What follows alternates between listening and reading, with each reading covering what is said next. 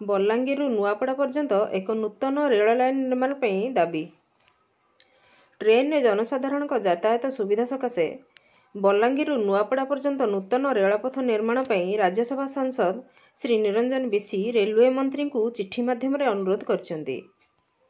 ପ୍ରସ୍ତାବିତ ବଲାଙ୍ଗୀର ନୂଆପଡ଼ା ଭାୟା ଡୁଡୁକାସିରା, ଭଇଁସା, ଚୁଡାପାଲି, ପାଟଣାଗଡ଼, ଗମ୍ଭାରୀ, ଖପ୍ରାଖୋଲ, ଲଖନା ନୂଆ railway line ନିର୍ମାଣକୁ ତ୍ୱରାନ୍ୱିତ କରିବା ପାଇଁ ରେଳମନ୍ତ୍ରୀ ଶ୍ରୀ ଅଶ୍ୱିନୀ ବୈଷ୍ଣବଙ୍କୁ ସାଂସଦ ଶ୍ରୀ ବିଶି ଅନୁରୋଧ କରିଛନ୍ତି। ଓଡ଼ିଶାର ସାଂସ୍କୃତିକ ତଥା ସାମାଜିକ ଅର୍ଥନୈତିକ ବିକାଶ ଏହି ଭିତ୍ତିଭୂମି ପ୍ରକଳ୍ପର ଗୁରୁତ୍ୱ ଉପରେ ସାଂସଦ ଶ୍ରୀ ବିଶି ଗୁରୁତ୍ୱାରୋପ କରିଛନ୍ତି।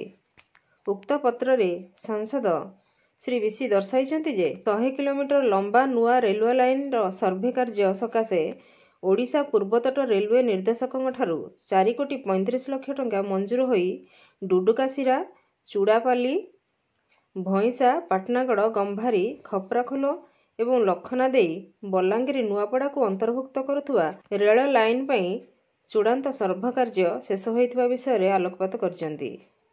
ଏହି ନୂତନ ରେଳ ଲାଇନ ପର୍ଯ୍ୟଟକଙ୍କ ଚାହିଦାକୁ ଦୃଷ୍ଟିରେ ରଖି ହରିଶଙ୍କର ମନ୍ଦିର ତଥା ଜୈବ ବିବିଧତା ହେରିଟେଜ ସାଇଟ୍ ଗନ୍ଧମାର୍ଦ୍ଦନ ପର୍ବତ ଗିରି ପରି ସାଂସ୍କୃତିକ ବିକାଶ ପାଇଁ ଗୁରୁତ୍ୱପୂର୍ଣ୍ଣ ପର୍ଯ୍ୟଟନସ୍ଥଳୀ ରହିଛି।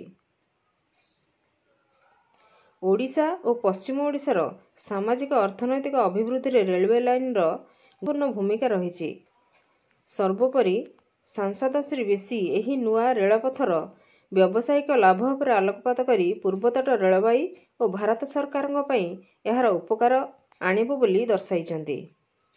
ଓଡ଼ିଶା ଏବଂ ଛତିଶଗଡ଼ ରାଜ୍ୟ ଉପରେ ଏହାର ମହତ୍ତ୍ୱପୂର୍ଣ୍ଣ ପ୍ରଭାବ ପଡ଼ିବା ସହିତ ବଲାଙ୍ଗୀର ନୂଆପଡ଼ା ନୂତନ ରେଳ ଲାଇନ ନିର୍ମାଣ କାର୍ଯ୍ୟ ଉପରେ ତ୍ୱରିତ କାର୍ଯ୍ୟାନୁଷ୍ଠାନ ପାଇଁ କେନ୍ଦ୍ର ସରକାରଙ୍କ ସଞ୍ଚାର, ରେଲୱେ, ସୂଚନା ପ୍ରଯୁକ୍ତି ବିଦ୍ୟା ମନ୍ତ୍ରୀ ଶ୍ରୀ ବୈଷ୍ଣବଙ୍କୁ ରାଜ୍ୟସଭା ସାଂସଦ ଶ୍ରୀ ବିଶି ଅନୁରୋଧ କରିଛନ୍ତି।